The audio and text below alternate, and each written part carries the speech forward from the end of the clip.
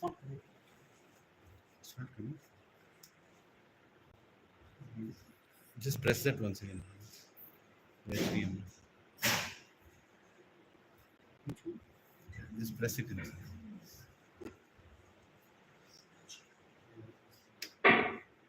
Yeah, it's coming. Yeah, it came.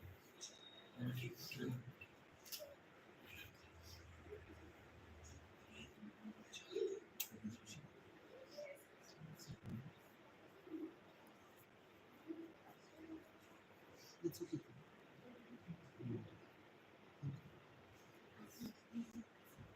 Excuse me.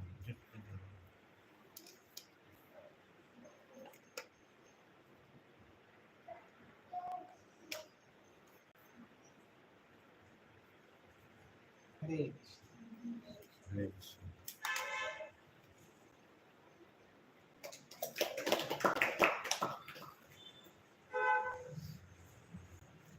Is it working?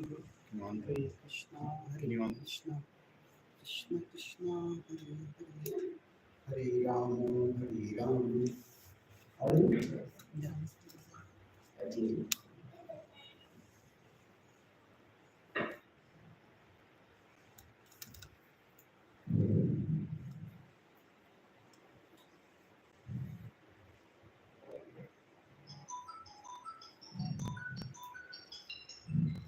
ज्ञानस्य ज्ञाननिशलाभाय चक्षुरुन्मिलितं तस्मै श्रीगुरवे नमः।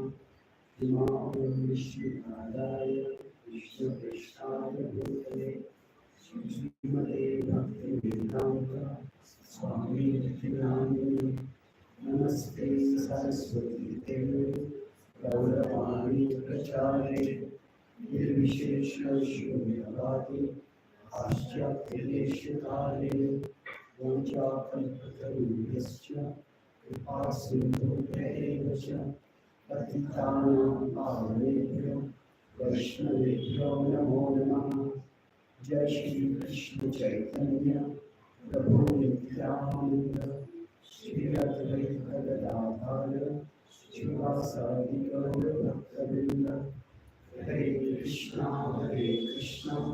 कृष्णा कृष्णा हरे हरे, हरे Ram Ram Ram Hare Hare. Thank you for giving your time. Happy to be here today. And so I was sent some questions that were collected from all of you. So I will look at those questions one by one. But before that, let me start with one principle. That is, Srila Prabhupada explains what is realization. He states that there is the message of scripture, and there are the contemporary audience, contemporary people. Specifically, it's the audience over there, those who are there. So he says realization means to present the message of scripture in a way that is interesting for the audience. Now, interesting doesn't necessarily mean it has to agree with them, what the audience thinks, but it has to connect with them. So there is much in scripture which may not be of interest to people today. So if you go to college and talk about how to concentrate better, that is of interest. But if you go to engineering college and say we'll talk about the difference between the philosophy of Shankaracharya and Madhvacharya, well, where in which century are you coming from? So it's not of interest much. So now, if you consider scripture to be one circle, I showed one sheet, one shade, and contemporary audience to be one sheet, one sphere. So basically, where do they intersect and how do they intersect? That is something which has to be determined according to time, place, circumstance. So we will come back to this particular figure again and again. And I'll talk about this intersection more as we come towards it. So there's one issue. Let's start with, say, biotechnology. Now, I would like if you could, some of you could, either you could explain, this will be understanding, or one of you could explain what exactly biotechnology and specifically something like GMO. So, what was the exactly? I'll start with simple ones, then we'll move to a little more complicated ones. But what exactly was the issue over here? Modifying plants. Selling out. We have mic, please. Modifying. Genetically modifying the plants and trying to like make hybrids and stuff which are not growing themselves. Is that what you're asking? So, is that when we are saying so? Is that good or bad according to scripture, or what is It's it? bad. Okay, so then if it's bad, then already the verdict is made. So what is the issue of concern over here?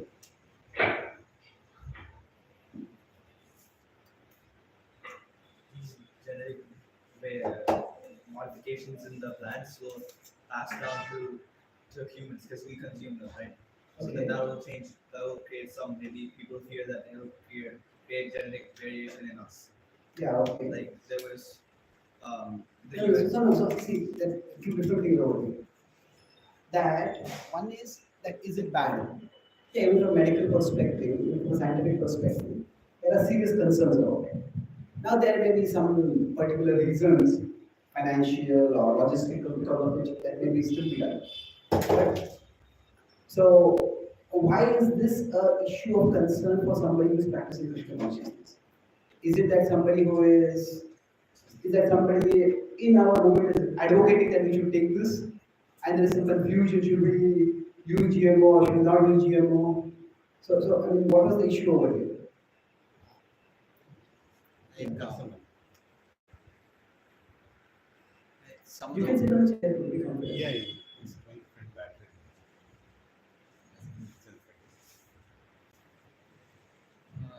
Like some of the GMOs, genetic modified organisms, some organisms are used in like for like testing for medicines. Is that ethically is that okay or not? Based off ISKCON's views, that's the question. Okay, that's clear. Because it helps humans, but Okay. So before we get into specifics, there's a broad principle that at one level, any form of technology is intervention in nature. So we could say even a hand fan is an intervention in nature. Nature is keeping the temperature hot, and we are trying to cool ourselves.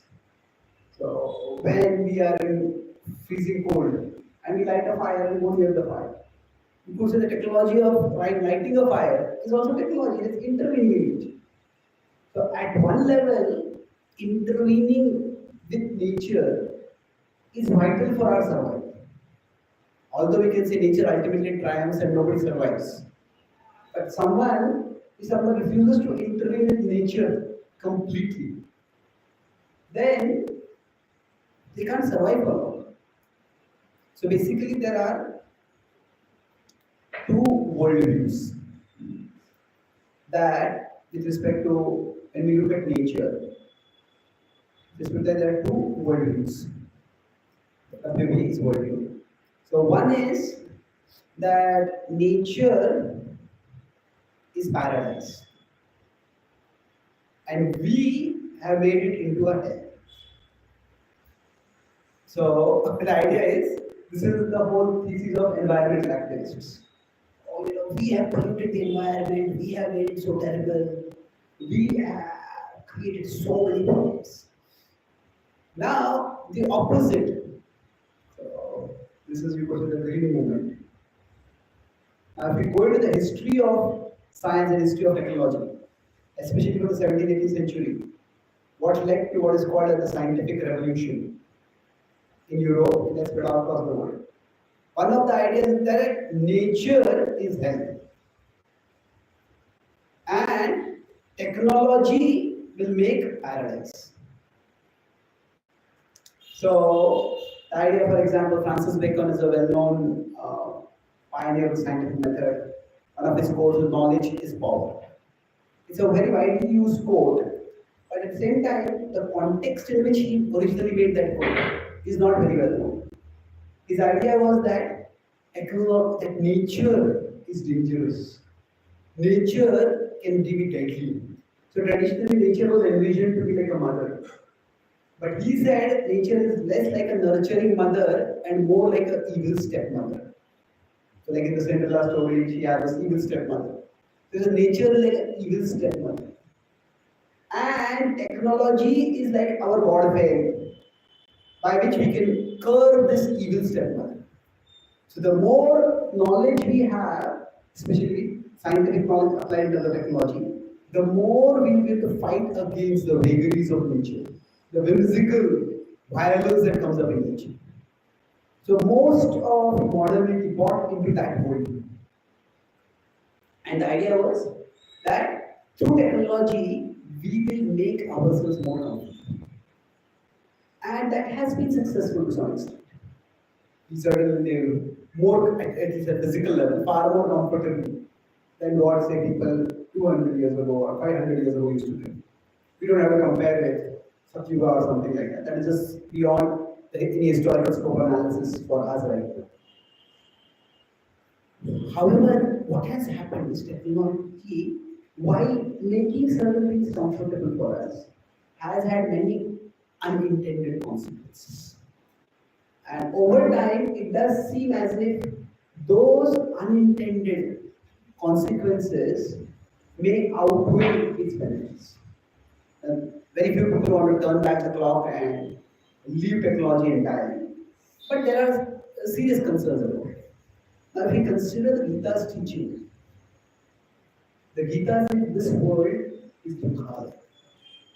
So now that means the idea that nature is paradise, that itself is not supported. That does not mean that Gita's philosophy is eco-unfriendly.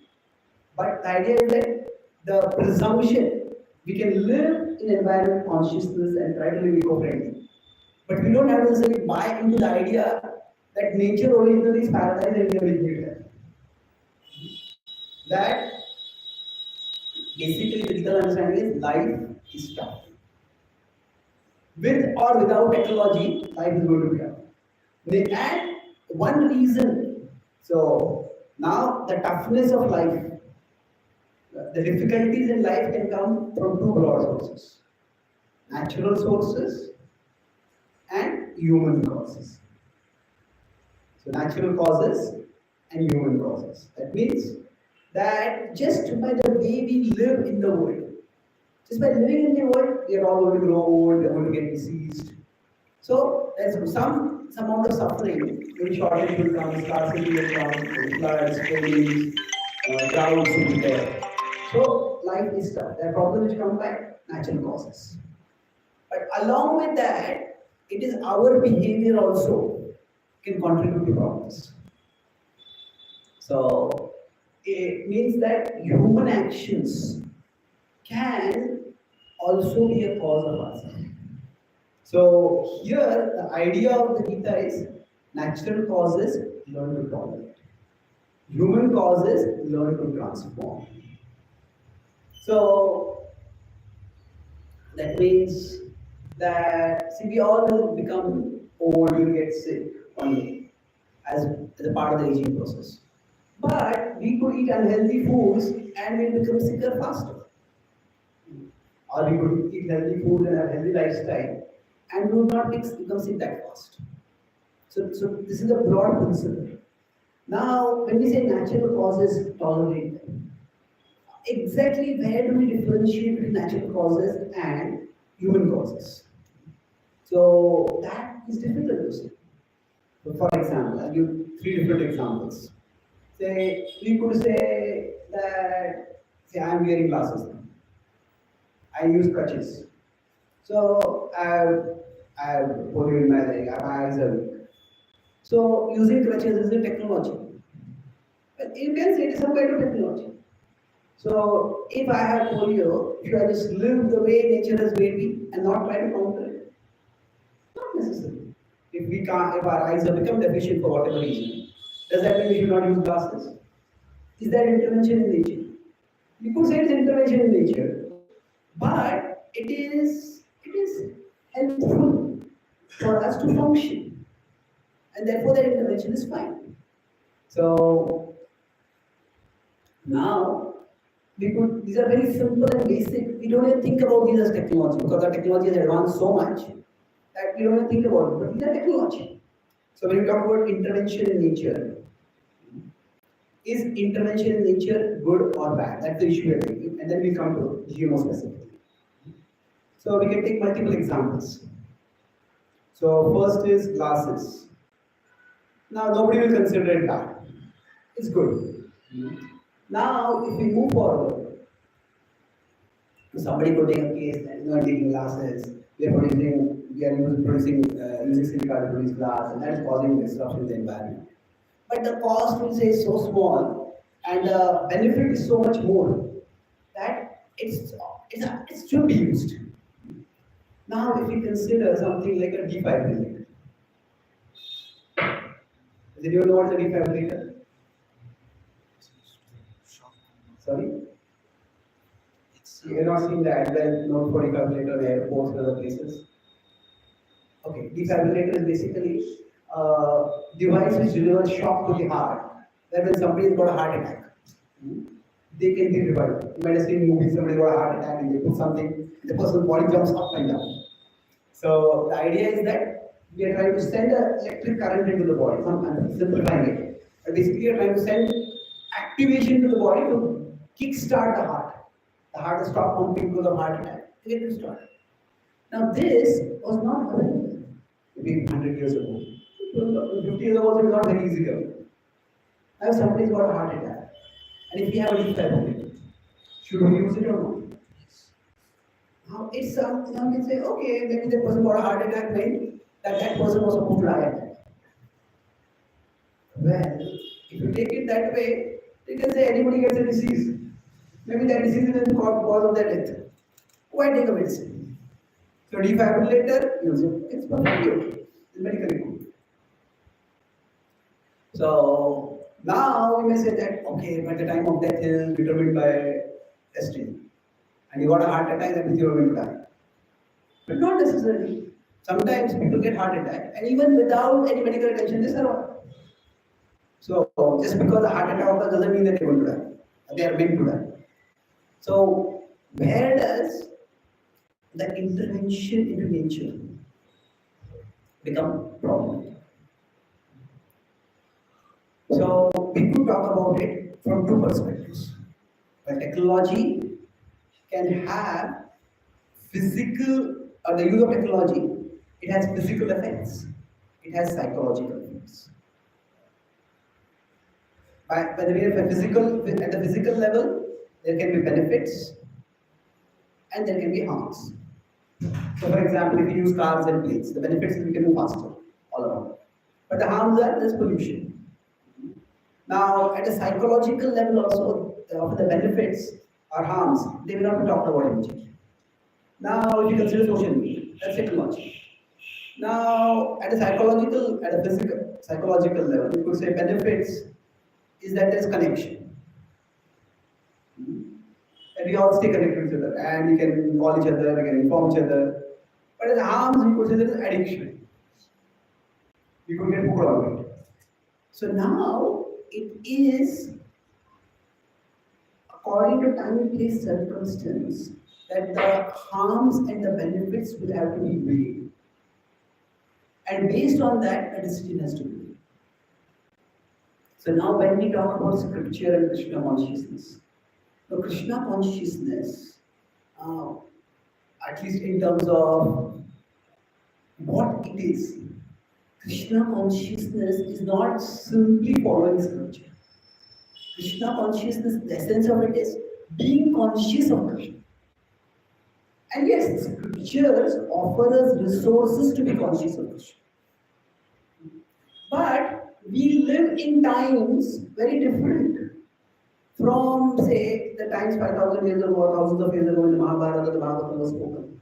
So we can take principles from there. But practices are something which we individually need to decide.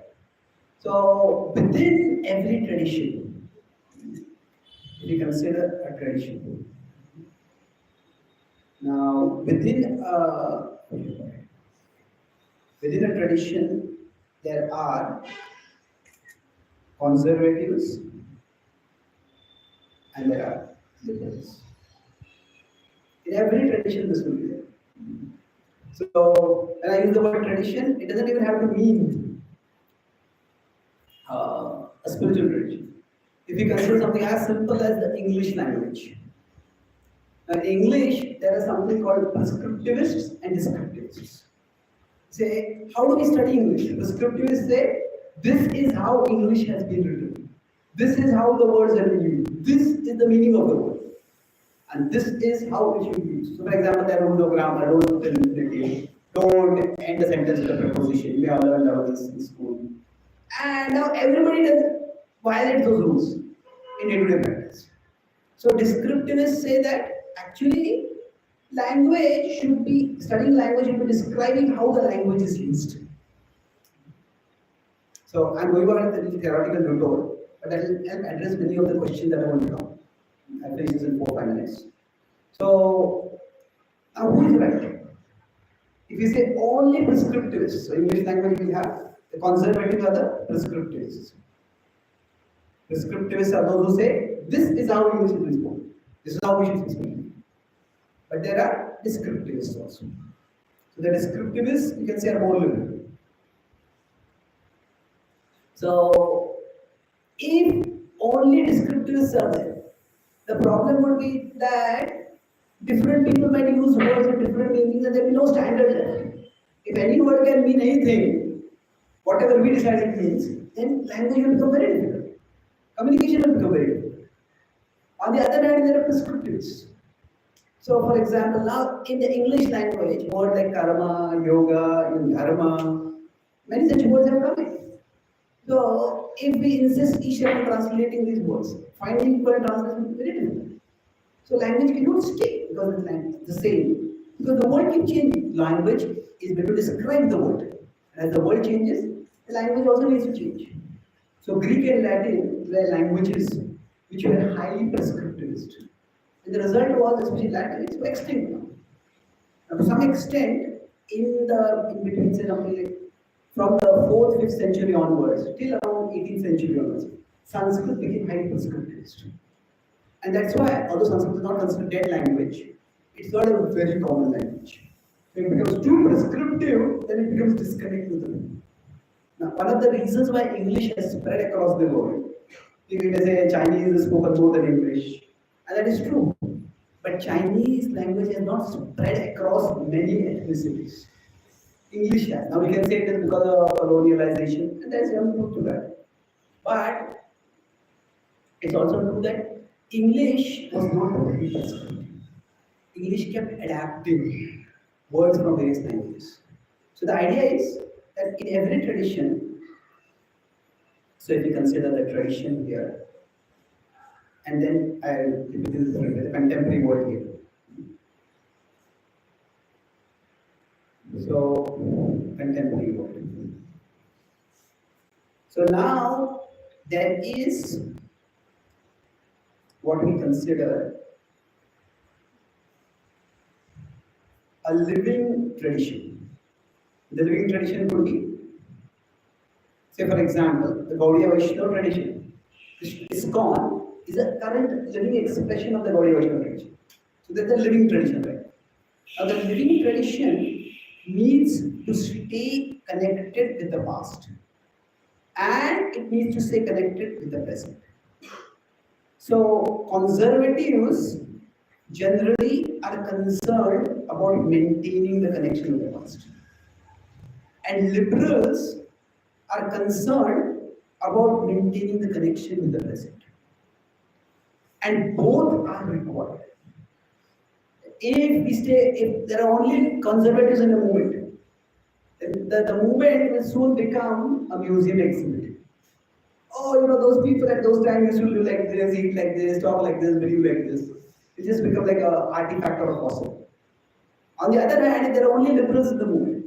We stay connected with the world, but we become disconnected from the tradition. When that happens, then we just become another fashion fad. We no longer represent the tradition. There has to be this balance between the two. And so many of the questions that you have asked, conservatives and liberals may answer them differently based on what one considers important. So I will give some examples of the spectrum of answers. So rather than saying that there is one take on this issue, this is what Krishna consciousness take is. Krishna consciousness take on issues can range over a spectrum. And that spectrum is what we need to understand. So for example, in our movement, with respect to eco-friendliness, we all should try to be as eco-friendly as possible. But some devotees may decide that we want to go and live in farm communities. And we want to champion that way. Now, Prabhupada encouraged that, but Prabhupada did not insist on that. Prabhupada did not say that every single devotee has to go and live in a farm. That's not practical. And when Prabhupada was Krishna conscious, deeply Krishna conscious, Prabhupada was practical.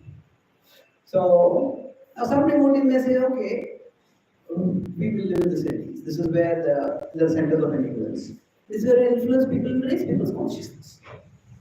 And does that mean that everybody who live in the city is a liberal? Not necessarily. Somebody can be conservative there also. So there are conservatives and liberals. Now, I have, for example, organ donation. Now, should devotees donate their organs? What do you think? Okay. How many of you say yes? Okay. How many of you say no? Okay. One. Okay. So those who say yes, what do you think we should donate organs? Why do you think we should donate organs? It's helpful for someone else. Okay, good point. So why do you think we should not donate organs? Actually, I was agreeing to this suggestion with you. So he was giving the example. He was giving the example that when we have come here and we have acquired something from God, so it's like a rent, and when we go back, like we give that back. We do not. If we have taken it from an owner, we give it to someone else and then tell the owner that you take it from some other person. So that was the analogy that he gave. So and that impression. Okay. So, yeah. So basically, I've heard two different perspectives. So Radheshampu, as you will probably infer, is taking from a more conservative perspective. So the example is that, say, to take that example in a more provocative way, so that we may donate our organs and somebody may use those organs to do some sinful activities. So we donate our eyes and somebody uses those eyes to watch something obscene. We donate our other body parts and that person becomes a criminal. So we could say that will we get the karma for it? And we should not get the karma. So why get involved? Don't interfere with it.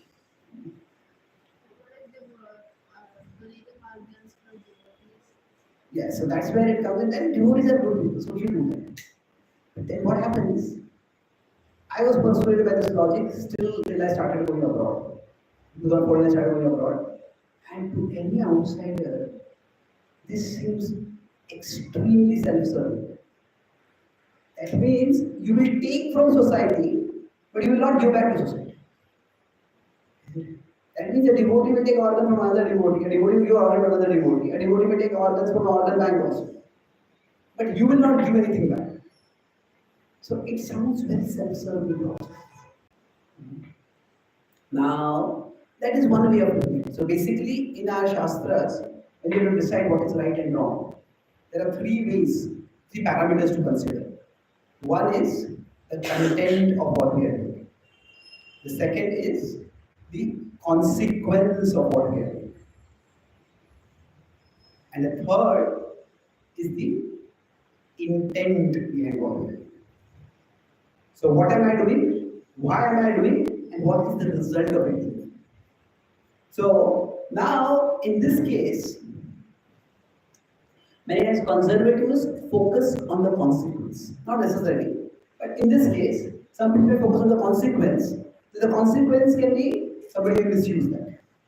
And therefore, it could be we might get it. But the consequence could also be that somebody is blind and the person gets eyes.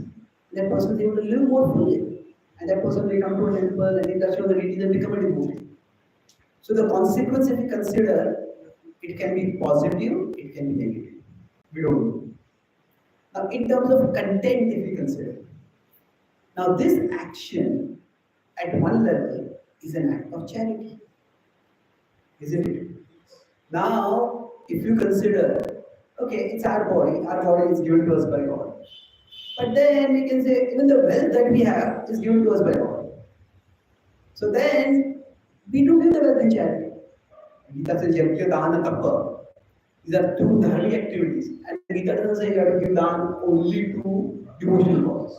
This pious dan also give to humanitarian causes, social causes. You can give dan to that. That may not give as much benefit as, say, giving for a spiritual cause. But that can be done. In fact, in some certain times of emergency, that needs to be done. That's a part of our compassion. But the point is, so dan, charity is good. So if we can give the things that we get, which are also from God, then what's wrong in giving this body? So in fact, I was talking with one sannyasi guru, and he was telling that, why are you so attached to your body? The soul has gone away now. Why are you so worried what happens to the body after you're gone? That making the decision that I won't donate my organs, that I won't allow anyone to take my organs, that could convey a controlling mentality of the body even after you have left the body. So why it is so attached? Could that be one way of looking at it? Definitely it's a valid way of looking at it. You have left the body, you have the soul going to the next place, just go on. Don't bother about anything else. So now within the content also, what does one focus on? So I will consider the intent. What about the intent? Generally, the intent here is positive. You want to help others. So within the devotee community, there could be some devotees who say that we don't want to give donation to our organs because it's interfering with nature. So the basic that example is that we are interfering with nature. And that's one way of looking at it. We are interfering with nature, so in content it is bad. And consequently somebody may have misused it, so it's bad. But in terms of content, we can say that my relationship with this body is over. So what is going to happen to this body doesn't matter. So whether the body is burned by fire, I mean, it's going to be burned by fire. If one organ is less inside the body will be burned by fire, what difference is it going to make to the fire? And if it can make a life-changing difference to someone, what's the big issue in that? So this kind of deliberation is required on contemporary issues. And different people can come up with different answers. So Krishna consciousness, it is not just about conformity to scripture. That scripture says this, and that is what all we have to do. And that's one aspect of it. But Krishna consciousness is more of cultivation of a connection with Krishna in all situations. So how may I connect with Krishna in a particular situation? Somebody may think that Krishna, you gave me this body is for service. And then I leave this body, I can do some more service. So let me do this. So how one may cultivate that connection, that will depend on the individual. So somebody might be a scientist, and they may be coming to GMO.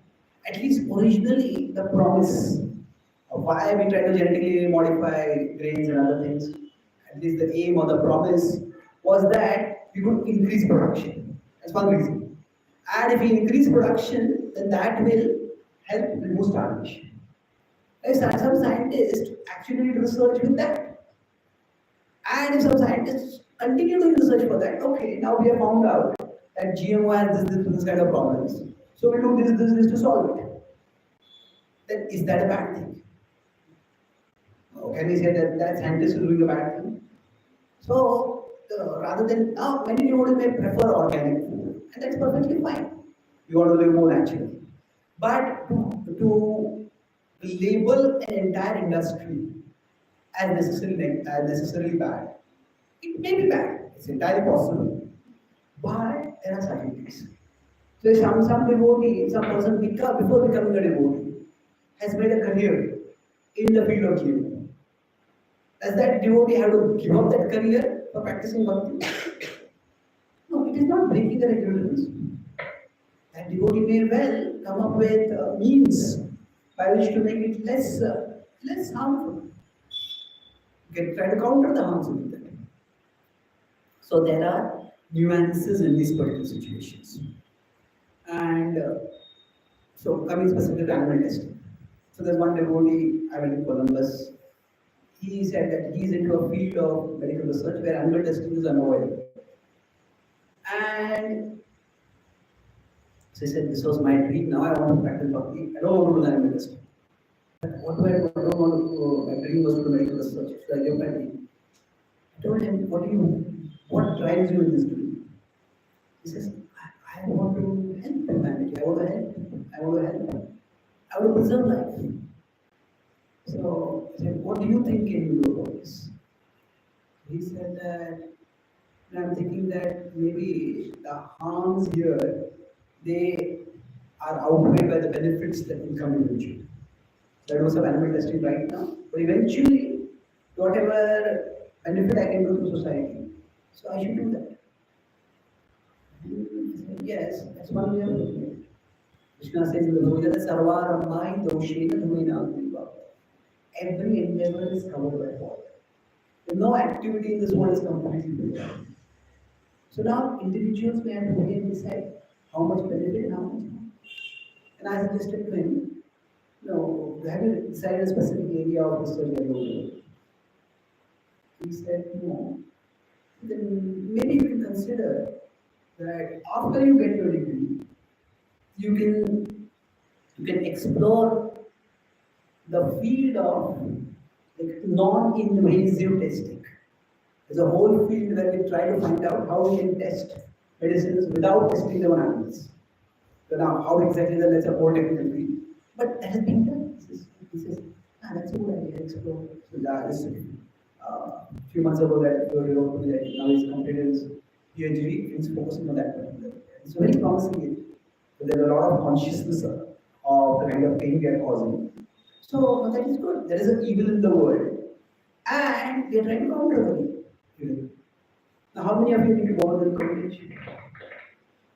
A few of you. Have you seen the environment sewage recycling plant over there? Now, if you see the sewage recycling plant, basically all the sewage that comes over there, that is recycled and it's cleaned and then it's reused for water for agriculture.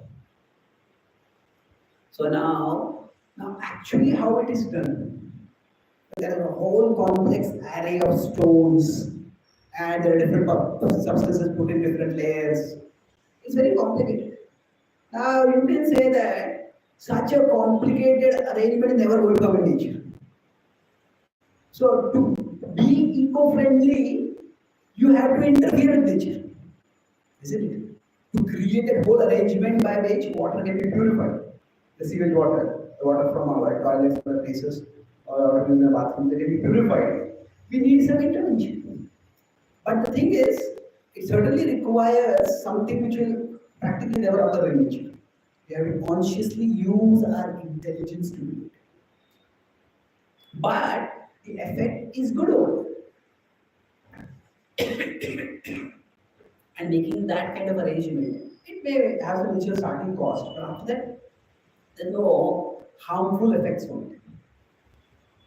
So what we can infer from this, even technology can be sattvic, rajasic, or tamasic. That sattva, rajas, tamas, you know the three modes. these can apply to everything, including technology. And you could say some technology is intrinsically sattvic, or you can say some technology can be used as sattvic. Like some people might use social media, and they could use it in a very sattvic way. It's difficult, but it's possible. Somebody might take a very basic technology. Somebody can take a burning fire stick, and they can use it in tamas to set fire houses or burn people. So technology, it can be sattvic, or this classification can be based on again content or intent, and that brings up you can also consider the consequence. So it could be possible that when people start taking a technology, their intent may be sattvic, but eventually the way it gets used may be tamasic. So now Einstein was the one who suggested to the UK president, this US president, that you should make nuclear weapons. Otherwise, if Hitler gets them first, that will be doom for the world. And eventually, when the weapons were used in Japan, Hitler had, sorry, not Hitler, Einstein had great regrets. He felt that it was a terrible mistake that he suggested. He felt partially responsible for the devastation that happened in Hiroshima and Nagasaki. Now, people say, in terms of intent, it was not a bad intent, it was deterrence. Now, the historians debate whether actually America needed to use the atom bombs on Japan. Most historians now are of the opinion it was not necessary. It did expedite the end of the war, but it was necessary. Not necessary, not necessary. Dropping the second bomb was not necessary. Also, dropping the bomb on cities was not necessary. They could have dropped it somewhere else to demonstrate this is what we can do to you. So there are many things which they could have done, but the point was that they did that for various reasons. They said they want to expedite the end of the war, but they also wanted to show the Russians how powerful we are and we need business. So anyway, many reasons. My point is that sometimes the intent might not be bad, the consequence might be bad. And then we will say, okay, this is something which we need to restrict. So if we consider AI now, is it good or bad? Well, it depends. Now, it's like the genie is out of the bottle now. You cannot really put it back into the bottle. But then we need at least some levels of prana or rajamana to monitor its use, to regulate its use.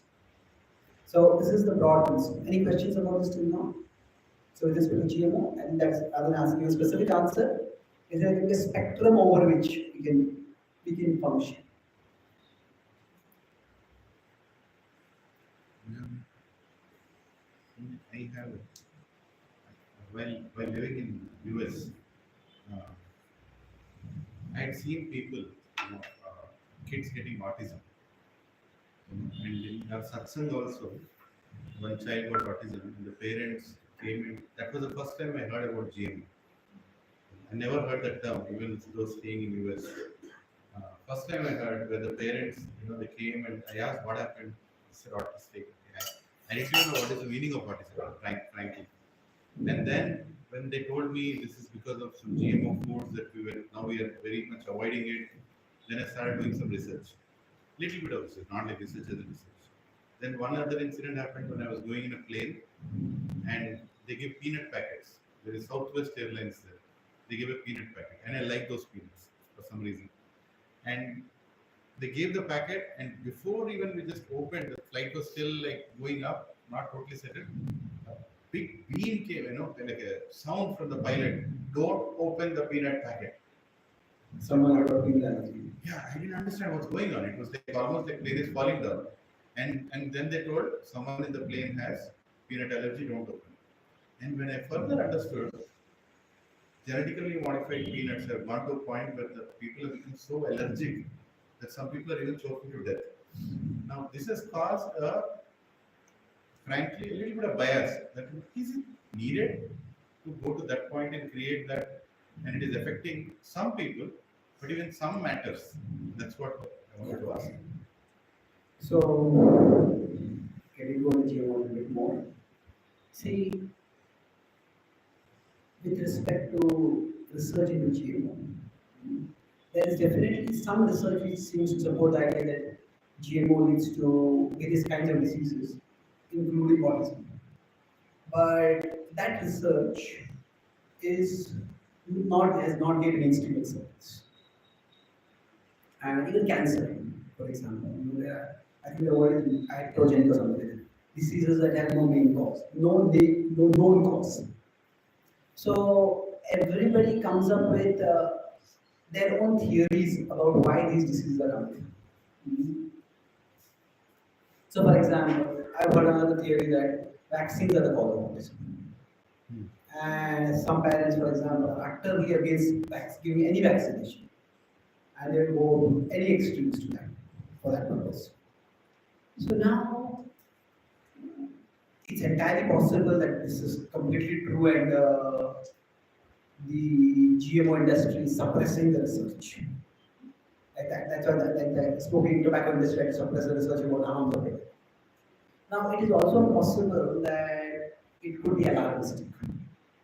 That, say for example, when cell phones started coming up, there was a huge alarm that keeping cell phone near your ears will cause brain cancer, or keeping a cell phone in your pockets will cause impotency, or this or that. Now, now we can say we are using cell phone for 15, 20 years. There has been no huge spike in brain cancer or whatever, things like that. So there can be things which are alarmistic also. So my understanding is this is something which there is no Krishna conscious directive about this. Each devotee can decide based on their individual understanding. So some devotees will speak about this very strongly, and that's perfectly fine. In Krishna consciousness, Krishna consciousness they go a large spectrum. In Krishna consciousness, there are principles, and then there are preferences. Now, Prabhupada used the word details, I am using the word preferences over here for specific reason. So, devotees may have, I come to why I am using preferences. So, some devotees may have a preference for using organic food. Some devotees may have a preference for ensuring that their homes are according to Vastu. Some devotees may have a preference for Ayurvedic medicine. Now that is perfectly fine. But is it necessary? Is it a principle of Krishna consciousness that one has to make the house according to Vastu, that one has to take Ayurvedic medicine, one has to avoid anything except organic food? No, it's not a principle. It is a matter of preference. Now, for some devotees, it may be very important, and they may even become campaigners for this. That's perfectly fine. It's not against Krishna consciousness to become a campaigner for organic food. But we should not equate it with Krishna consciousness. Like say, even we consider Varnashram. Prabhupada talked about Varnashram a lot. But Prabhupada did not start the International Society for Varnashram to establish. It was the International Society for Krishna consciousness. Some devotees will say, we have to establish Varnashram. That's wonderful, do that. Some devotees will say, trying to rearrange all of society is very complicated. We know who has the time to do that, who will deal with all the consequences if things go wrong. Let's try to fit into the mainstream society right now and practice Krishna consciousness as we can. That's okay also. So, in respect to preferences, somebody can be for something, someone can be against something. So during this whole when the vaccines came up, the COVID pandemic, some devotees were utterly against it. Much more outside India than in India, from what I've seen. And some devotees were very much for it. I know one devotee who was actually one of the key researchers in the vaccine in India developed. So now, was it untested? Was some level of hazard there? Of course it was there. Normally vaccines are tested for 8-10 years. But in this case, there was no time for that. So I would say this is a matter of preference. It's perfectly fine to take a particular position or even to take the opposite position.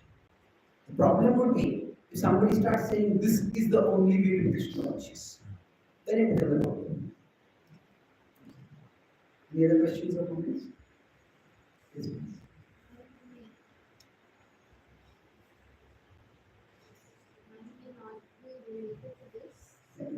It's gone.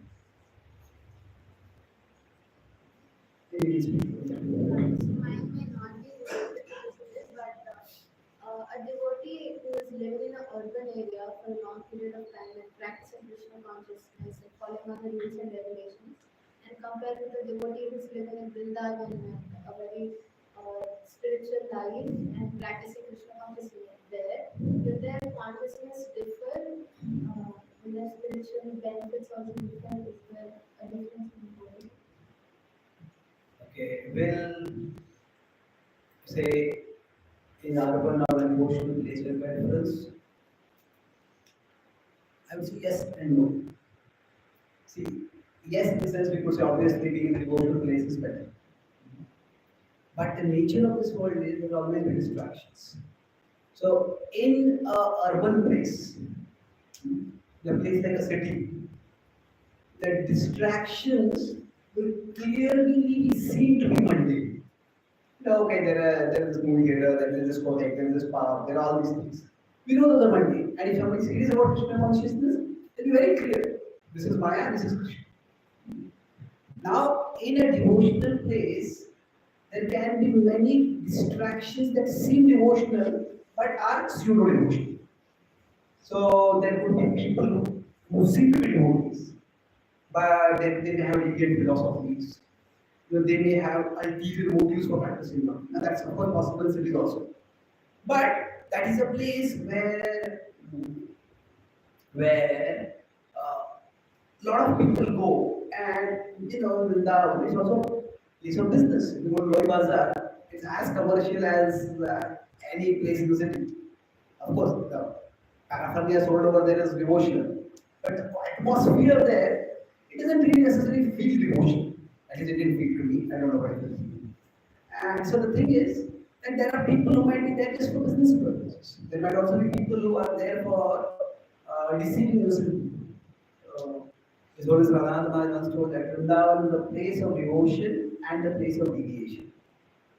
So deviation. You can get deviated in terms of different people might seem to be thinking about Krishna, but they might drink Savajiism. They can drink some deviant philosophy. So I would say more important than the location a person lives in is the association the person lives in. So if one is associating with serious devotees, then all the other things compared, because staying in Vrindavan is better than staying in other places. But if we can get serious association, and because we grow not just with the place, we also grow with the service that we do. If somebody goes to a dham, then do they have some good service over it? Or we can just go and chant the holy names and you go to the holy places. If you do that only for so much time, after that you want to do something.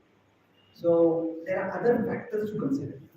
Many devotees I see they retire from their job and they said I go to Mayapur more than Vrindavan. In Mayapur they have our own projects and a lot of service.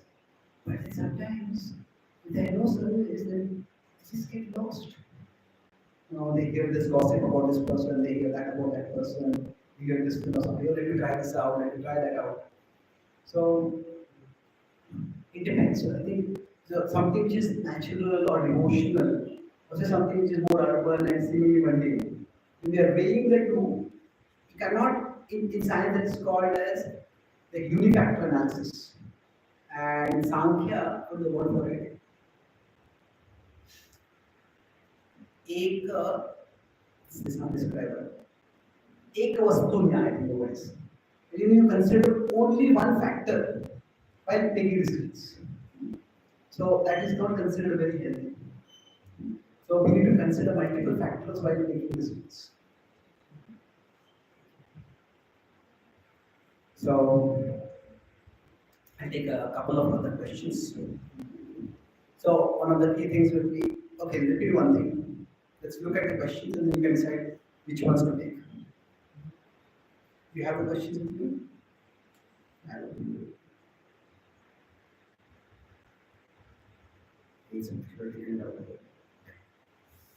So astrology, Ayurveda, biotechnology, evolution, Einstein, fixed chanting. Which ones do you want to take? 6 months. Okay.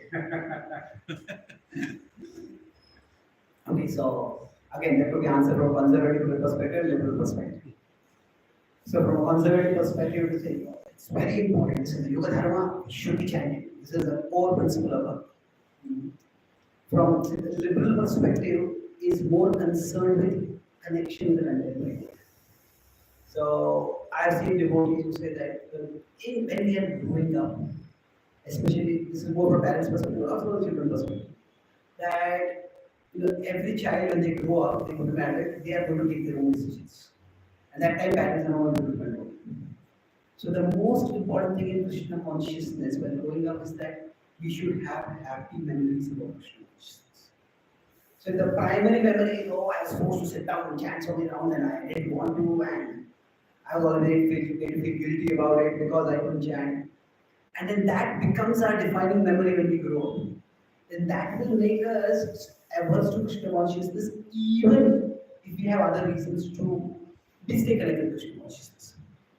So my understanding would be that each person has to find out how best they can have a healthy relationship with Krishna. And if chanting is an important part of that. But if chanting is causing too much stress for us, too much is finding it too difficult, and we are getting a negative conception of Krishna consciousness because of that. Bhajatam Priti Purva. He has to perform with affection. So then we can do kirtans. Kirtans are only I find young people, they like it very much. They're good at it also. And sometimes they can form the young people they will form a kirtan group and go to places and do kirtans. So whatever.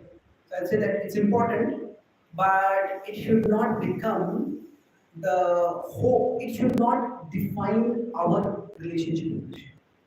It should not become the sole parameter. Either it's the only way to connect with Krishna. And if you're not doing this, then you're not connecting with Krishna. Or the other is, oh, if I do this to connect with Krishna, then forget I'm not connecting with Krishna. It shouldn't become that way. This is a big question, but this is my broad understanding of this. So, yeah.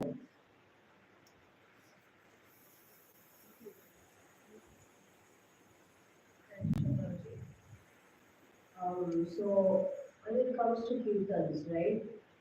In the Western world, there are many foreign devotees who are doing kirtan in a very non-Indian way. Like when you teach it to people, they do concerts about it, or they don't essentially do it the Indian way, like using the Indian instruments. They use other Western instruments, which sometimes we hear in lectures that those instruments are called, they're very passionate, like that kind of music you're not supposed to listen to it because you're going to be in the mode of dancing or dancing. So, how is it correct that they're teaching it that way to other people to cultivate them into Krishna conscious, or is it not correct and we should proceed with like the Indian way of keep the You know what the answer is going to be. What is the answer? I think you would say that it's okay. No, I would say that it depends on whom you ask, conservative or liberals. So, the conservatives are concerned with staying connected with the tradition. See, this is not how it was done. We should not believe this way. Liberals are more concerned with staying connected with the contemporary. I think this is the kind of music these people are familiar with. And that's what they can connect with, and we are bringing Krishna into that. So it's spiritual. So I first give a broad principle. It's a matter of Krishna consciousness. So that means there is already we all have consciousness. And then we are trying to get Krishna into the consciousness. And you can say also we want Krishna to rise from our consciousness, spontaneously, both ways. We all have consciousness. We want to get Krishna into our consciousness, we want to get Krishna to emerge from our consciousness. So now for some people, say for Indians, if say we grew up in a culture where we were familiar with more traditional kind of music, and then if we hear Kirtan in that kind of genre of music, and this Krishna is more new in that, and if you focus on Krishna, you remember Krishna. But on the other hand, for someone who goes this particular genre, this particular way, and they hear say rock music or something like that. But the rock is the new element to it. And because the rock is the new element, that is what will become prominent in consciousness. That Krishna is there will go in the background. And rock is there is what will come in the prominent in consciousness. So that for such people is a distraction from Krishna. But for somebody who has grown up with rock, and now they have heard all kinds of music, various kinds of music, and now they hear Hare Krishna rock. So now Krishna is the new thing. So when they are hearing, their mind is not only focused on rock so much. Rock is a nice, familiar background music, which is comfortable for us. This Krishna is the new thing. So that's what will be prominent in there. So in that sense, the Phalena Parichaya, like you say, consider intent, content, consequence, three factors. So the content you could say that this Krishna, so it is good, but it is just a passionate, so it's not good. Content could go with both ways. You focus on the consequence. What is the consequence of the person? Now you could say intent. Intent could also go both ways. There could be devotees who actually want to share Krishna with others. Now there could be also musicians who want to make money out of it. But this is upcoming Chandra, I make money. They have no devotion in it. But you can say that can be there even in Bhakti music. There are so many well-known singers who smoke and who drink and who eat meat, and they sing very beautiful Bhakti songs. For them, it's a business. They do that. So that is possible. So possible anywhere. So in terms of consequence, if you focus on that, you'll have to see the consequence. And if people who would normally not remember Krishna or not connect with Krishna are able to connect with Krishna, then that is a good thing. So for example, let's consider context of it.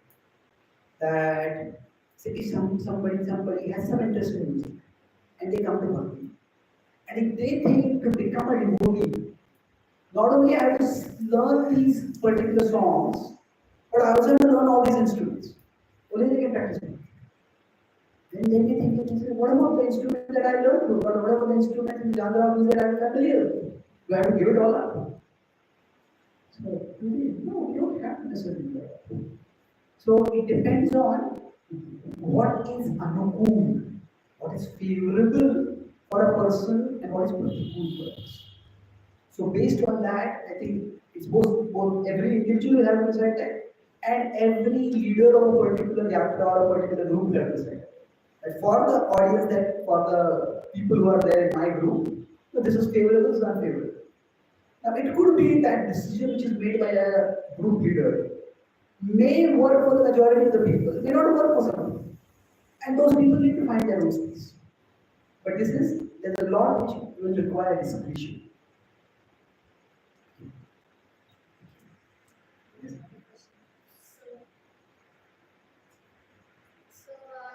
For devotee kids were born in devotee families, and when they are being forced to chant or given to chant, and they become really, they get a really bad experience of Krishna consciousness growing up, and now that's not really their fault. The situation they can't really like it wasn't in their control.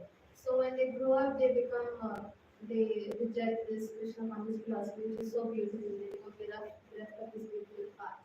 So it isn't their fault. So why are they getting punished for not being in Krishna consciousness? Well, it's complicated.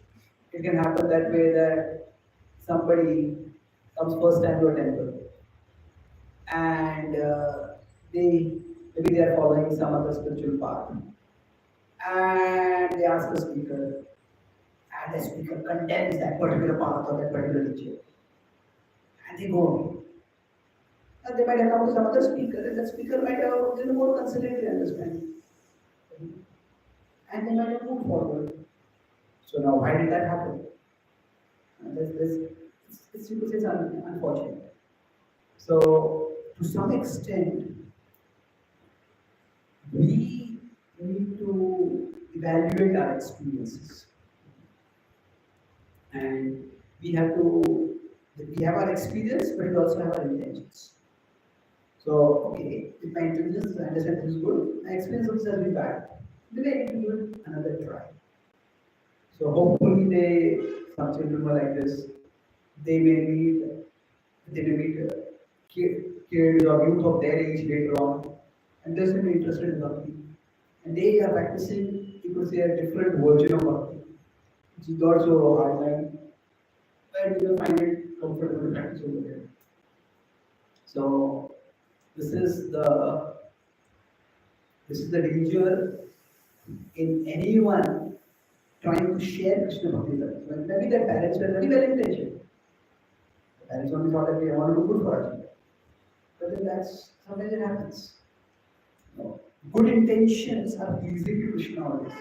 But in this world, good intentions alone are not enough. In this world, we have to balance intentions with intelligence. Intelligence, one aspect is seeing the impact. So, even a teacher may be very rigid and imposing, this is how you do it. And the teacher sees that this is driving people away. Maybe I don't need to do so much. That they have to learn. So that is a part of living in this world that uh, Krishna is perfect, but often Krishna reaches us through imperfect channels, and we need to be able to see beyond those imperfect channels. Some people may have bad experiences when they go to temple. Some people may have bad experiences. I was in Rawalkeela, and they had organized this. The university had organized a huge talk. Like several thousand students were there. And then after that talk, first they had a guest room, and then new students came talking. And then one student asked me, it was very, it was for a chair by the question, because it was so real. He said that, if I go to a church, the priests there are so warm and welcoming and they're so helpful. On the other hand, if I go to Jagannath Puri temple, the Pandavas are bouncing on me home. So he said that I feel that I want to approach God, but the people who represent God are far better in Christianity than Hinduism. Is that necessarily true? That person's experience is true, you cannot falsify their experience. But is their experience a reflection of the totality of the experience? Maybe, maybe not. Then I told him about the socio-economic history of Jagannath Puri. So traditionally, what happened was that these temples were funded by kings. And you know that the kings were not always rich either. So the one king might be, another might not be. So to create a more stable source of income, the kings would give land. And this land would be farmed by some laborers. The land would be said to be belonging to the deities. And then the laborers would get some food or some money, let's say, and the food would be used for the deities. And the food offered to the deities, the food would be used by the priests and their family, and the food also be given as prasad. Now, when India was under the spell of socialism, before it was liberalized, so they decided that any country, any individual or any group that has land beyond a particular quantity, that land should be taken away from the owners and given to those who are actually living. So that's how many landlords came from. And so now as then, those two landlords were exploited, but they brought temples under it. And they consider that churches, mosques, these are minority religions, they did not bring them over.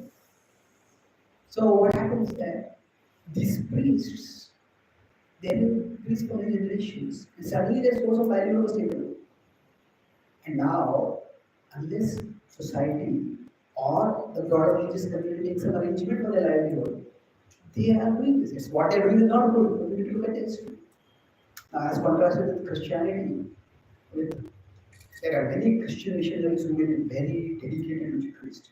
And they actually also want to do good work for society.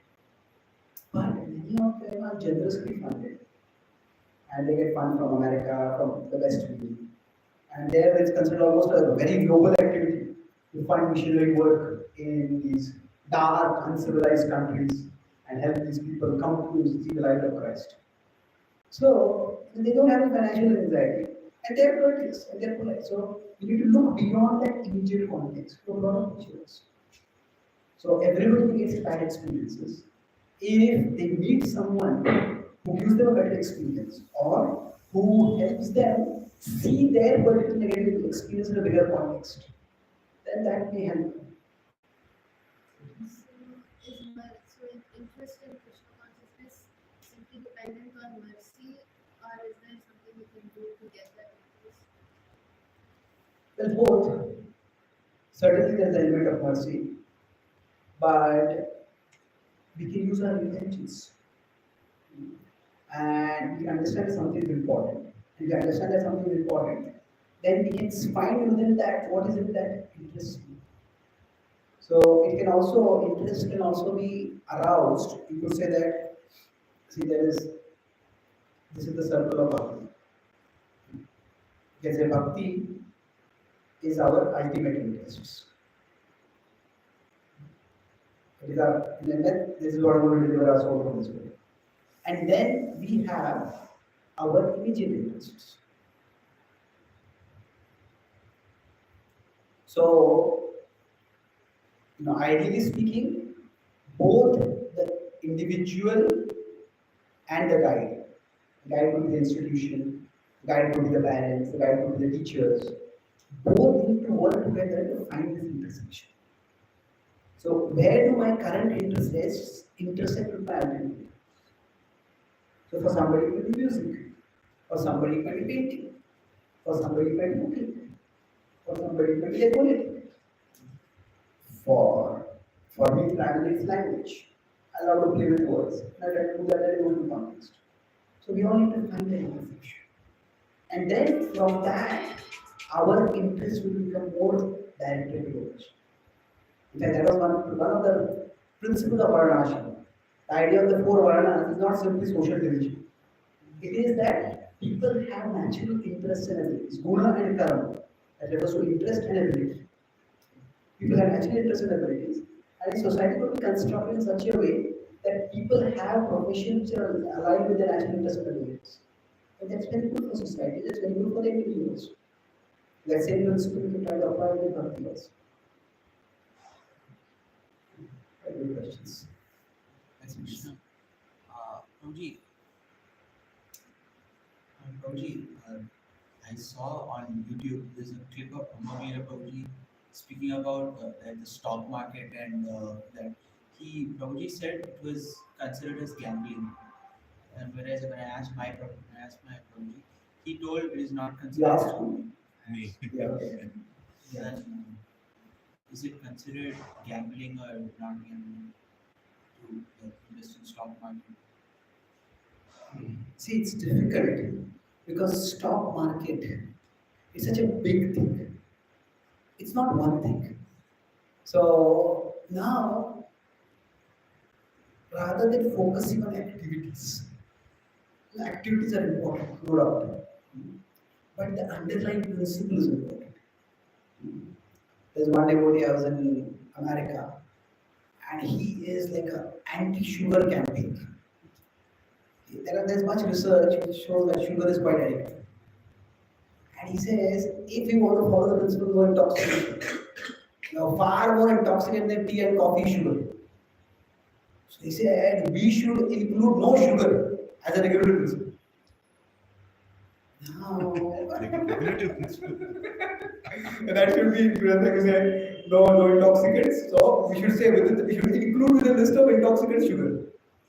Now we could say, well, yes, you say that sugar has its harmful consequences, and devotees struggle with maybe restraining their tongues for the sweets. But then you cannot police everything in society. That just doesn't work. When you start policing everything. So not only at a legal level, you cannot form laws for everything. So basically, when you talk about right and wrong, We want everybody should do the right thing and people should not do the wrong thing. There are two ways this can be implemented. One is legal and the other is cultural. So the culture disapproves something. Say like, there are certain disrespectful or hurtful ways of referring to certain communities. So, for example, in America, the blacks were previously referred to by the N word. Now that's considered very wrong. Now it may not be legal crime, but culturally it is so much disapproved that nobody will do that. So basically, you can get people to do the right or wrong thing by cultural or legal means. But you could say that the right wrong circle is this much, and you can cover some of it through legal, you can cover some of it through, you can cover some of it through moral, sorry, cultural means. But there will always be things which are left out. And we cannot police everything. The lying is bad. But do you want to make lying into a crime? Do you want the police to spend all their time and energy? Do you want our courts to be burdened with any inside a family one, the parent speak a lie to a child or a child speaks a lie to a parent? Throw the state's energy to go in there. No, isn't it? It's a bad thing, but there are certain things which need to be, people have to make their own decisions.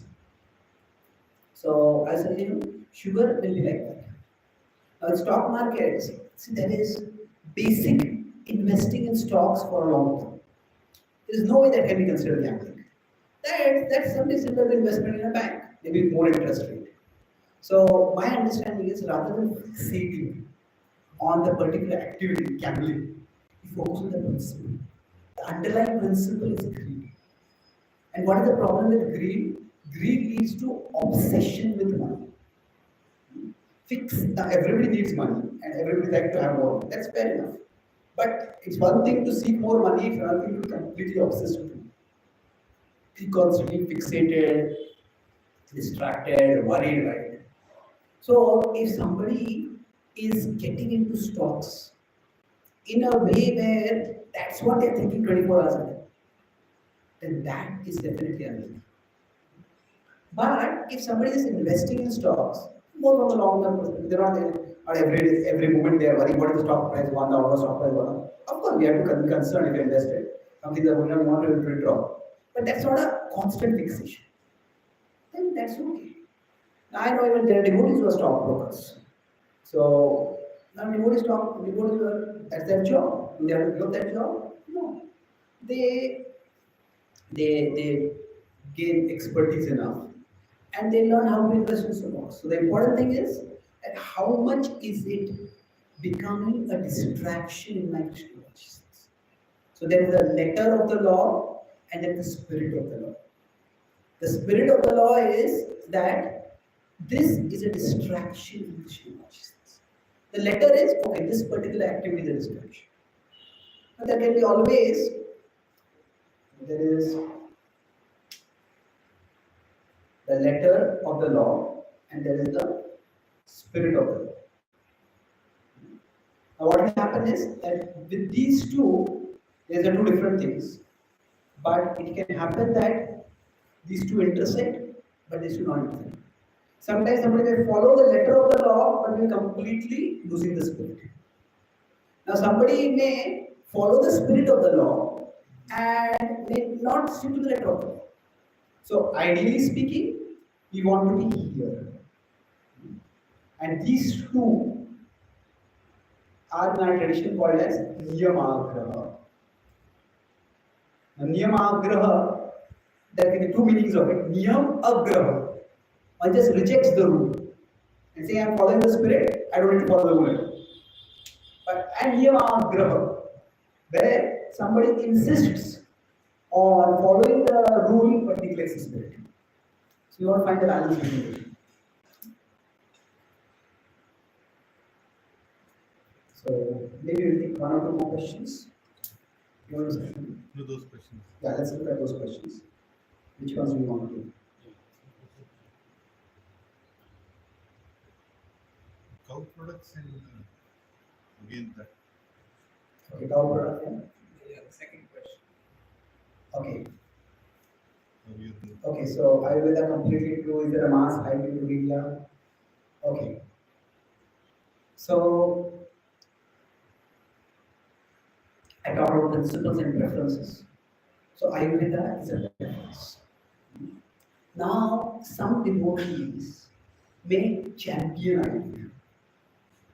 And what happens is that in every field, whether it is modern medical science or it is traditional Ayurvedic science, those who champion a particular field, there are some who are more reasoned and there are some who are more grandiose. And this just happens everywhere. In any field, even when somebody is selling a product, some marketing agents, some people are marketeers, they may make all kinds of grandiose claims. And some may be more grounded. Okay, this is what is good, these are the benefits of this business. So in any product or any area of service, there are reasoned or you could say moderate promoters, and there are aggressive promoters. So now in general, the aggressive promoters are what will get the most attention. And the moderate promoters, they may not even be noticed many times. This is true in science. That if you take a scientific research paper that is published, now the language in scientific research paper is very nuanced and very balanced, very cautious. But when that same science research paper is published in a mainstream newspaper, you say, cure for cancer found. Now, if you actually go and read the paper, you say, in this particular sample of 500 people, 350 people, the symptoms of cancer in 350 people show significant remission during the test period. Now, you see the difference in the statement here and statement there. So, now, but if that kind of headline was put in the newspaper, nobody would read it. So, it is just the nature of life that there are people who are serious researchers and there are people who are called as popularizers. A popularizer doesn't have a derogatory word. But to some extent, for popularizing, some amount of aggressive claims have to be made. So, while this applies in every field, in the field of religion, this can take on unhealthy shapes. So what happens is when we are trying to practice a particular tradition, and we want people to accept and believe and even respect our tradition. And that's why we may desperately almost look for evidence that will impress others. And then some devotees will make grandiose claims. So some people, some champions of Ayurveda make those claims, some devotees may also start making those claims. Now, could there be truth in it? Definitely it's possible. But is it that it's like a magic wand which is going to solve all problems and there is a evil industry, evil big pharma which is preventing Ayurveda from flourishing? Well, there is a possibility of that also. What Einstein says that science is a wonderful thing if you don't have to earn a living out of it. So it is always possible that commercial interests will come in. But it's one thing to say that commercial interests are here and commercial interests are there in pharma field. And to say that the whole pharma field is out to suppress anything that will endanger it, even if it's actually going to heal people. They are two very different things. The first, definitely there is truth. Second, it may happen in some cases, but it's also not likely to happen in cases. So, I feel there needs to be much more serious research. There are anecdotal incidents of devotees taking some cow urine or some cow products and people getting cured. And the anecdotes are fine. But one of the basic principles in science is that anecdotes are not scientific evidence. There has to be proper studied experiments, there has to be proper controlled experiments done under proper parameters. So I feel this needs to be done much more. So there is a lot of potential, and how much is that potential? It's worth exploring. There are some devotees, especially the Rockland Hospital, who are trying to do some research in this area. They're trying to get papers published in mainstream journals. And so I would support grandiose claims. And I was talking with one senior sannyasi leader that moment. And because last time I was in America, I met 5 devotees who had got cancer. And they all were trying different things. And so then I asked, one of them told me what Maharaj said. One of the Mantri told me what Maharaj said. Maharaj said that, if the cancer is severe, first take allopathy, do chemotherapy or whatever, get the cancer out, then go to Ayurveda. So he said that there are those, I have met many devotees who had acute disease and they tried Ayurveda and all of them are dead. So now, is that a total condemnation of Ayurveda? Definitely not. Now, he himself, this particular leader himself, has a suppose Ayurvedic doctors, and he's also in his project there is Ayurveda center. But the point is that we cannot ultimately we have to back what works. We are not devotees of Ayurveda. We are devotees of Krishna. And if Ayurveda helps us to serve Krishna, we want to. So there are sometimes acute issues. And Ayurveda is good for chronic issues in many ways. So, but acute issues, sometimes Ayurveda works too slowly. And by the time Ayurveda works, the disease will go towards very severe stage.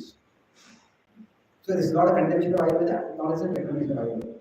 Everybody has to take personal responsibility for their mistakes. And these kind of grandiose claims, I don't think they should be equated with Krishna consciousness. And those who make these kind of claims, they need to be able to provide solid evidence beyond anecdotal research, anecdotal accounts. Now there are challenges I know because mainstream scientific journals may not even actually publish papers on Ayurvedic research. So every field of knowledge has to go through its challenges. So even when in science there is this theory, there's the statement, science advances one grave at a time. What they mean by that is that if there is one scientist who has propagated a particular theory, and that scientist has become very influential. Now some other new scientist comes up, and that scientist finds evidence refuting that theory. Now if this scientist is a big position of influence, and that scientist may not allow that paper to be published. Because papers, before they get published, they have to go through editorial review. And you can always find reasons for falsifying, rejecting it. So generally they say if one scientist has propagated a theory, till that scientist dies. Even in science having theory work, this is a cynical way, it isn't always happens like that. So I'm saying that if devotees are propagating Ayurveda saying this is a problem, then this is not just a problem for Ayurveda. This is a problem within science also, for scientific theories coming from a mainstream field also. So we have to learn to deal with those challenges as best as we can. In total, we do not have a perfect explanation whether or not Ayurveda can help us. It's something in research. Something which research should be done. Yeah. So it's something that is not completely clear. Yeah, I would say that there are a lot of, for chronic issues, I have a lot of devotees say somebody has back pain. Allopathy will just take medication to do it. But yoga has helped for people. Somebody has chronic digestive issues. And doctors are just take some medicines to empty your stomach. Take some extra products. So, well, Ayurveda can help over there. So there are areas where Ayurveda does help for chronic issues. And what I'm saying is that is the cancer in the early stage, the cancer in advanced stage. So is it a cancer cure like a magic thing?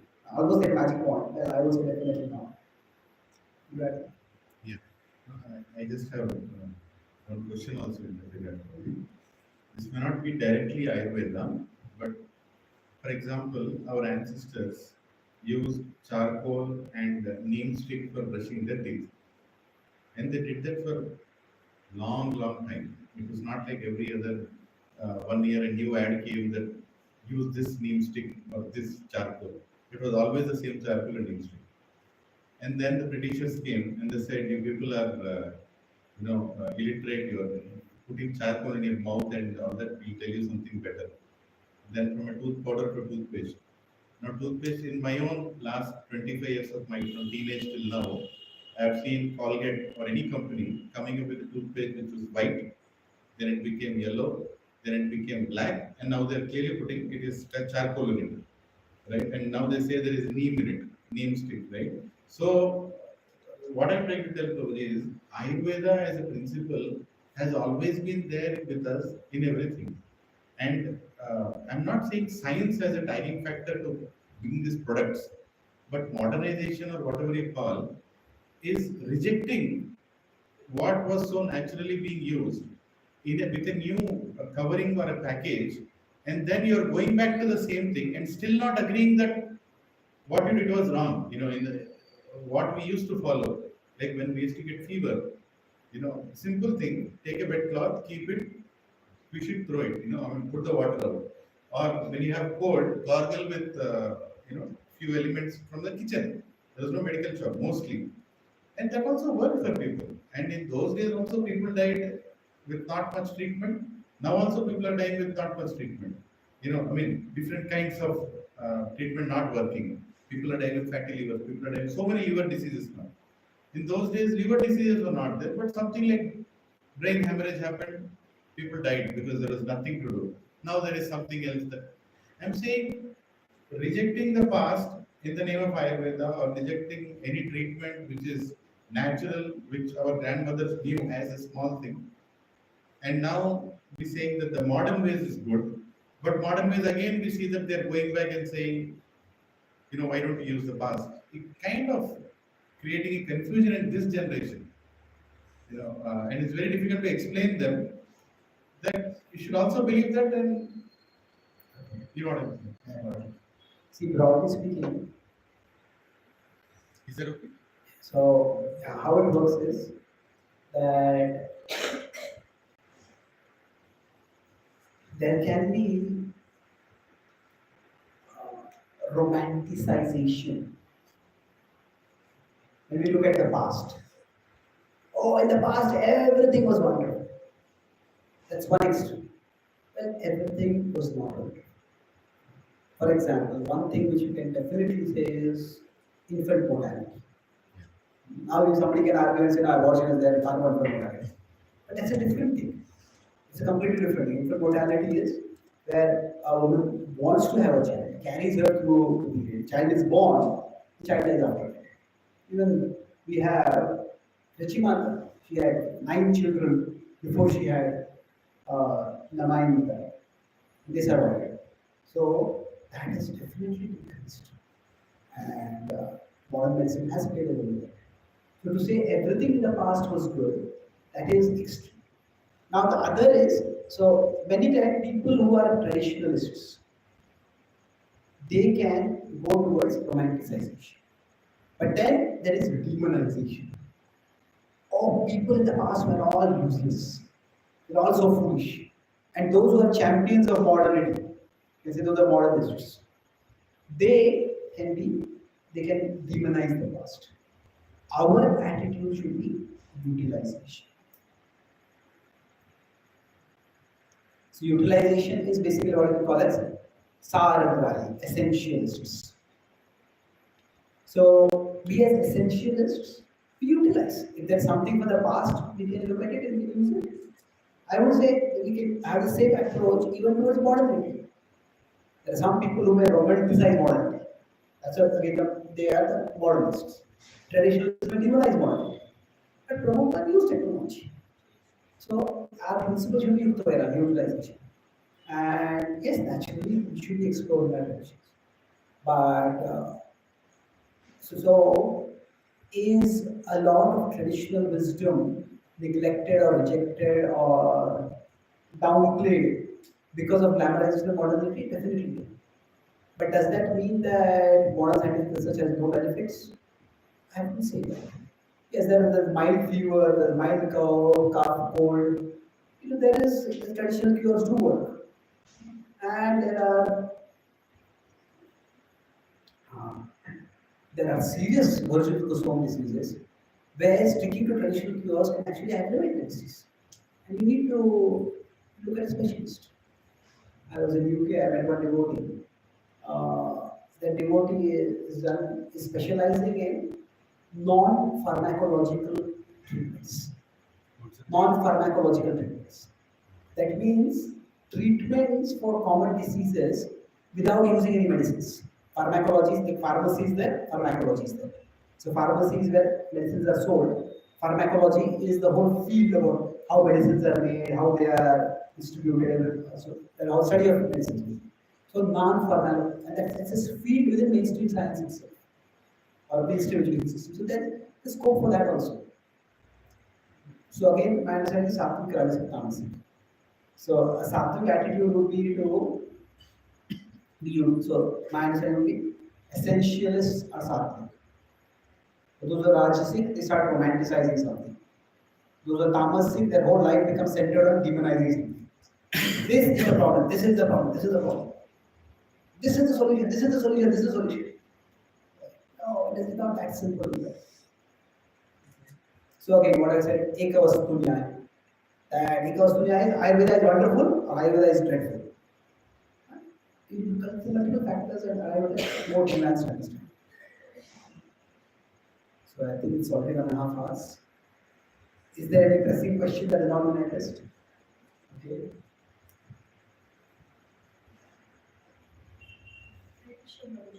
So we have one friend who she wears a kantimala. She is a Brahmin and she doesn't eat meat, but she is not aware of the four regulative principles that you have to follow while wearing kantimala. Do you think that's the right thing? Like she wears it because she thinks it's like cool. Everyone she saw us wearing it, so she also wants to wear it. Do you think that's the right thing to do? Difficult to decide.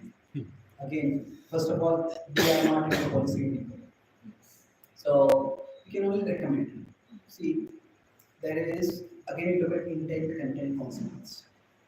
So what is that? In the West, in humanities, there is a phenomenon called like misappropriation of culture, where somebody who doesn't follow any particular culture and nothing to do with culture just starts adopting the symbols of that culture for their own purposes. So, see, yoga has become very popular in the West. So now, initially, there were Christians who associated yoga with Hinduism, and they said yoga is demonic, yoga comes from the devil. You should never do yoga. Hmm. And they did that, but yoga was very popular. It had a lot of health benefits. So then now there is a whole genre called Christian yoga. And they try to show, okay, there are poses of Jesus sitting in a particular way, that is Jesus was also you. They try to portray like that. This is their tradition also. Now there are some yoga teachers who said that yoga is not Hindu, so that everybody will follow it.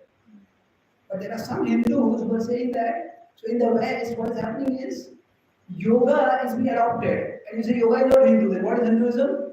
Hinduism is caste system. Hinduism is worship of animals. Hinduism is drinking of cow urine.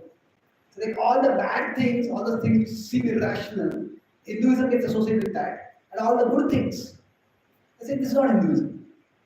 So then some Hindus are objecting to that.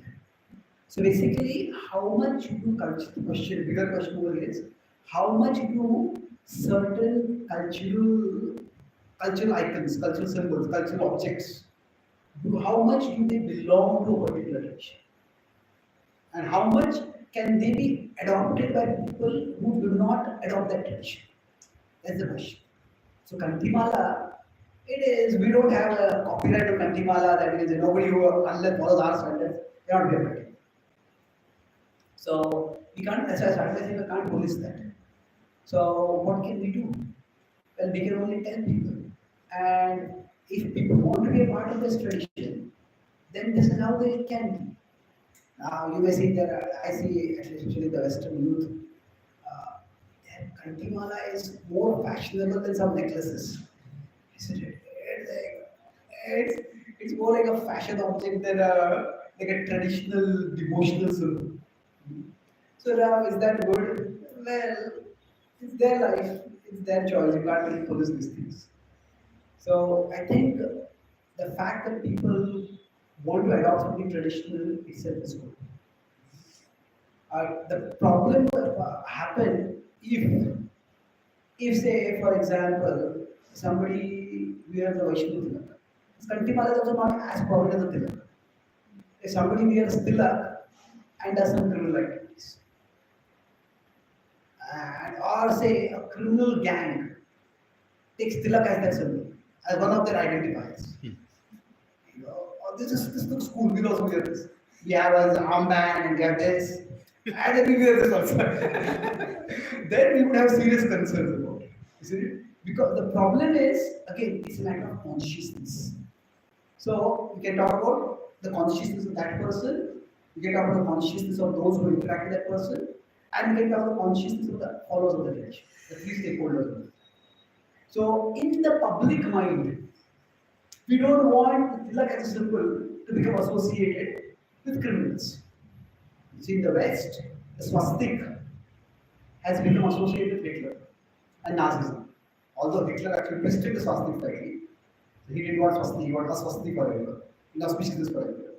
But somehow, swastik has become like a hate symbol. And there are some organized some countries which consider banning swastik. You know, so what do we do? Swastika is a very central symbol in our tradition. Hitler had some ideas. He thought, I'm the original Aryan. We are the original Aryans. And he said it was a symbol. So we do now, in general, in Western yoga studios, the devotees or non-devotees, we have Om, but nobody puts swastika. Nobody puts swastika because that triggers the imagination. So now, in one sense, you could say there that symbol has become so much associated with a particular religious group that we can't do it unless there's substantial cultural change. So we wouldn't want our symbols to become like that. But one of person doing it, I don't think we should make that into a big issue. That person, the most important thing would be that person's memory of devotees should not be that. You know, they are the people who forced me or criticized me, condemned me for wearing Kantimala.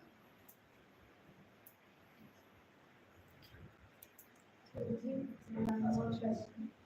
So in the Bhagavad Gita, Prabhupada mentioned in the introduction that Krishna is the supreme controller, and since we have the same qualities as Krishna, so we also have the tendency to control.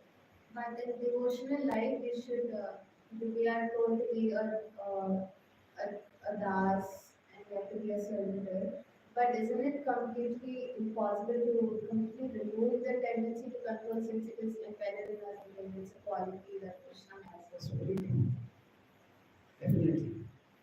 See, devotion is a bhakti yoga, it's a very large circle. Now, within that, you could say one aspect is obedience. That we need to obey the spiritual master, we need to obey authorities. That's how we people develop knowledge. But another aspect of the bhakti is also autonomy. Each one of us is an individual. And Krishna has made us an individual. Not just because of our conditionings we are individuals. Even free from conditionings, each soul is an individual. And each soul will have that individual way of connecting with Krishna and individual way of serving Krishna. In the spiritual world, it is not that Krishna every day sends a menu to Radharani and the gopis to call us for. No. The gopis know what Krishna likes. The gopis know what they are good at. And every day they try to make something nice for Krishna. Krishna is surprised. Krishna is happy with their creativity and their resourcefulness. So Devotion is not about microcontrolling. So autonomy is important. Now, different individuals at different stages in their life may need to emphasize different things. So, that means that if somebody is just learning about Krishna consciousness, just taking baby steps, then we get that time dependence and obedience is more important. This is the right thing to do, this is not the right thing to do. Somebody here is just learning to do classes. Then okay, the philosophy is presented this way. You should not use this kind of examples. They need to understand what is proper, what is deviation to prevention, what is people to prevention. But eventually, the person grows up, they need to be around.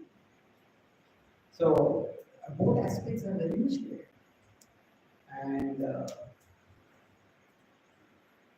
it's not so much in surrender, which is surrender, is not so much giving up controllership. It is more of giving up the selfish motivation for controllership. So in one sense, we could say we give up our controlling mentality. But then the guru is actually using their controlling mentality. The guru is controlling himself. What if you train someone, what are you doing? You're controlling. Do this, don't do this. But the guru is meant to be a controller in the service of the Supreme. It is bad. Even the tendency to control is not bad. It is what we are using the tendency to control. So initially, so to say, in the devotional journey, so you could say controllership in devotion.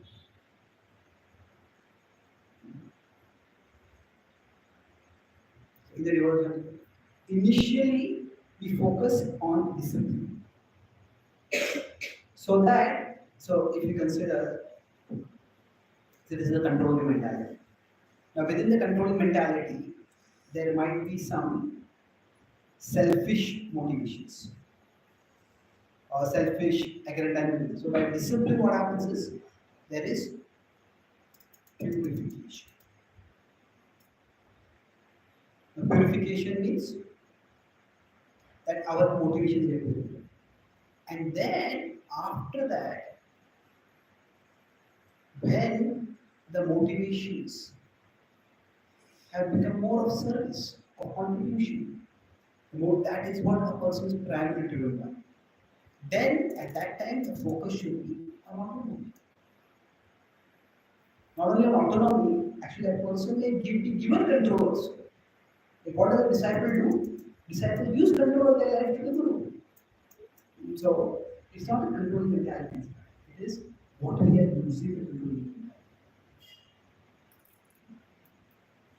So thank you very much. Shri Prabhupada ki jai. Gaur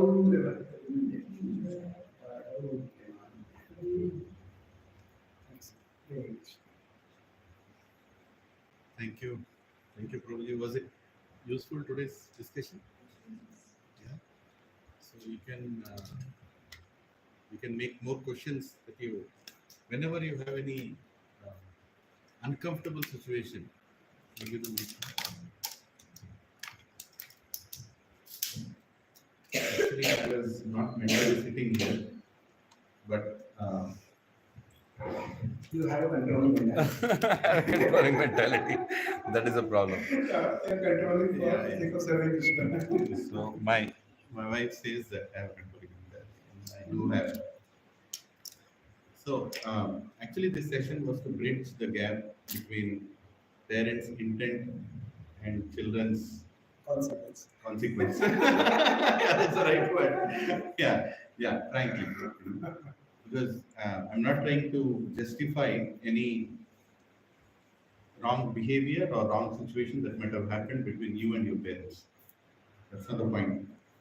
But I would definitely want to say something that, situationally, most of your parents, including me and my family, did not attend a class like this when we were at your age, right? And we did not practice devotion from your age. We had gone in our lives, careers to a certain point, maybe in a 35, 36, somewhere there, or 32, we got introduced to Krishna consciousness. And then At that point, our outlook towards life changes from teens to growth to expansion to little bit of settlement too.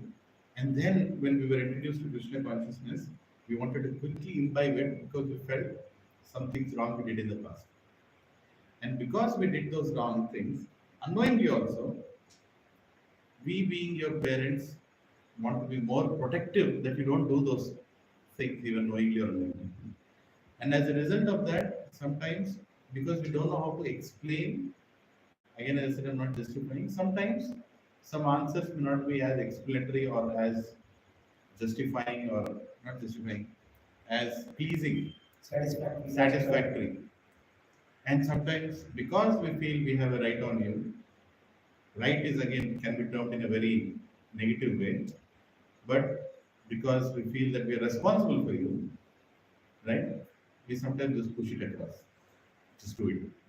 Because we know it's good for you. Actually, it's good for you also. But then, we make a mistake that, we don't realize that everybody goes through a learning curve from a caterpillar to a cocoon to a butterfly, right? So these sessions, whenever Prabhuji comes, I request because to help both parents also and children also. That whatever knowingly or unknowingly the distance that is created in you asking or me answering can be, taken by Prabhuji and put it in a place where, again we can restart. We don't want to give up. Parents don't want to give up, neither do the children want to give. I don't think you want to give. Others would not be giving. But just that it has to be told in a way that is more amicable to today's day and time. And you also have a good way to tell your minds and your intelligence that, yeah, what we heard from our parents is also not completely untrue. And how Prabhuji is explaining, with all logical explanation, is definitely going to be helpful. So, after next month, when Gaurang Darshan Prabhu is coming, so organize one session with him on a Monday evening. Right? Not that we want to do with everybody who comes, but because he deals with children and he writes a lot of children books, philosophically. So, Prabhuji again very scientifically explains all of this. We need both. And Radhesham Prabhu also used to take once in a month. Now he has become very busy with most of you, especially boys, used to take. So we'll continue this journey. Don't feel forceful to say, but I felt you all had a good time, right? So if you want to continue this kind of discussions, and what I would suggest is, whenever you go through a very unpleasing situation in your house or outside or in the temple, somewhere make a note of it. What created a problem? Or if you have 0.01 trust in me, you can leave a message, right? Or we can have one group. You all only create a group, put that message in the group. The next time when any Prabhuji comes, we can ask that question. Sometimes what happens, we don't ask it, we just leave it, but the question remains and it becomes like a big doubt or a big obstacle, which we don't want. It can happen. And one thing I'll tell you that your generation right now, I'm already saying I'm not in this generation by saying so, is in tremendous peer pressure, which was not the case in my case. I was only dealing with the world that I can see and touch. You are dealing with a world that you don't see and cannot touch, but is affecting you. Internet, videos, so many other things. So please write down your questions. And if this kind of session may not happen in person, maybe once in a while online, I can request Prabhuji wherever in the world he is. When it all gets piled up, you can say, let's have an open talk and discussion. Is that okay with you? So, thank you. Thank you. Hare Krishna. Let's thank Prabhuji with three Lord Hari Bol. Hari Bol, Hari Bol, Hari Bol. Hare Krishna. Thank you. Tomorrow morning we are having a fourth class in the Krishna Charitra series. Thank you.